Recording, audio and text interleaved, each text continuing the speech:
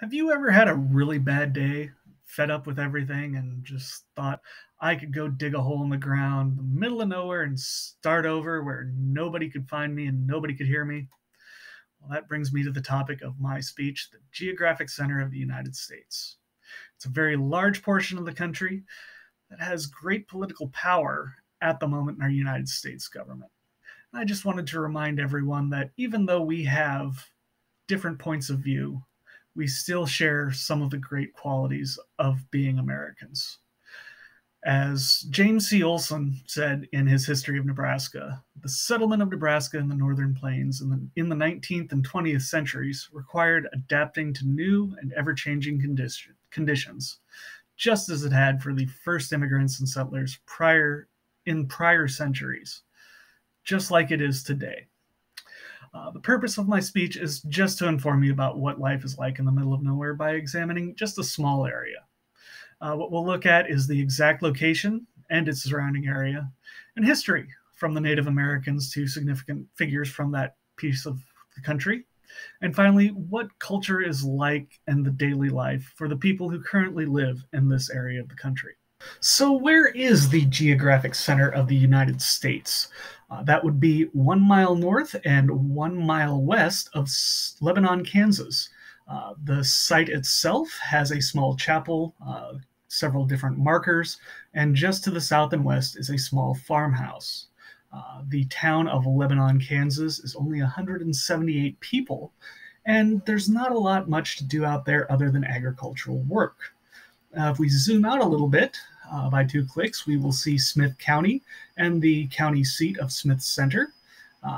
This small area has about 3,600 people in it, and Smith Center only about 1,400 people total.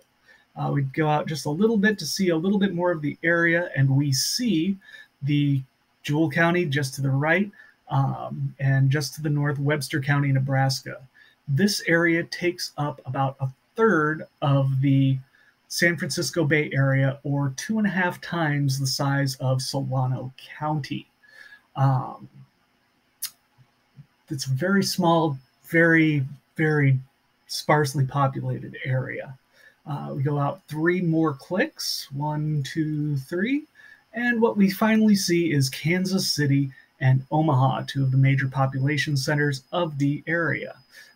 It would take about 4 hours to drive from Kansas City to the geographic center of the United States, or 262 miles, so quite a large distance.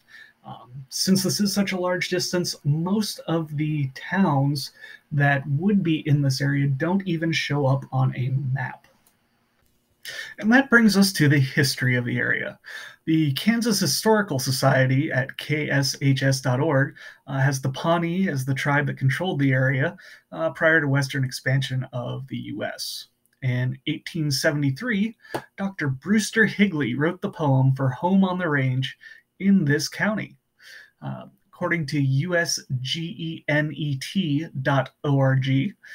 Webster County, just to the north of the geographic center, is home to what some believe the lost Pawnee tribe of Zebulon Pike when he lowered the Spanish flag and raised the American flag in 1806.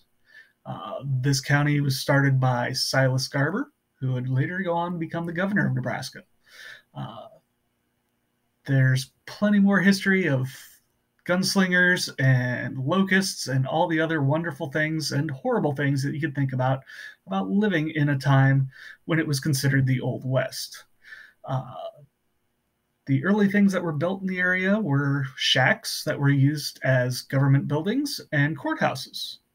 Some of the notable people that came from just this very small area were Cy Young, who went on to baseball greatness, and well-known author Willa Cather. This was where Willa Cather wrote her books My Antonia and O Pioneers. In O Pioneers, she wrote about a character named Ivar. Ivar had lived there for 3 years in the clay bank without defiling the face of nature any more than the coyote that had lived there before him. This was the way that people first moved to the area and began building their entire communities literally from just a hole in the ground. The descendants of these people still live in the area today, brought up to believe that they could dig in and make whatever life they wanted. This brings us to our cultural aspect of the people that live out there currently. Some of the people of this country are very self-sufficient, since most services are not readily available. They're deeply religious, since the church was one of the first buildings that would have been built in the town. Family is very important to these people and still remains so. It's not uncommon for many families to work together. Communities are very close-knit and wary of people who move in. It takes many, many years for people to be your friend after living there, as they want to see what your actions speak, not just your words. Public transportation is almost non-existent. There is usually a small van that will take elderly and other disabled people to towns about an hour away at some predetermined stops to do some shopping. But other than that, most people are forced to rely on their family, friends, and neighbors. The fire stations are mostly run by volunteers. It's not uncommon for people to hold multiple jobs, most of them unpaid, simply because there's no one else to do the job. People living in the remote areas of this country must be a jack of all trades, holding community together, or the town will fold.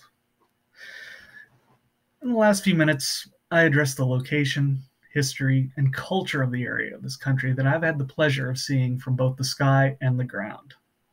The purpose of this speech was to inform you about what life is like in the middle of nowhere by examining just a small area.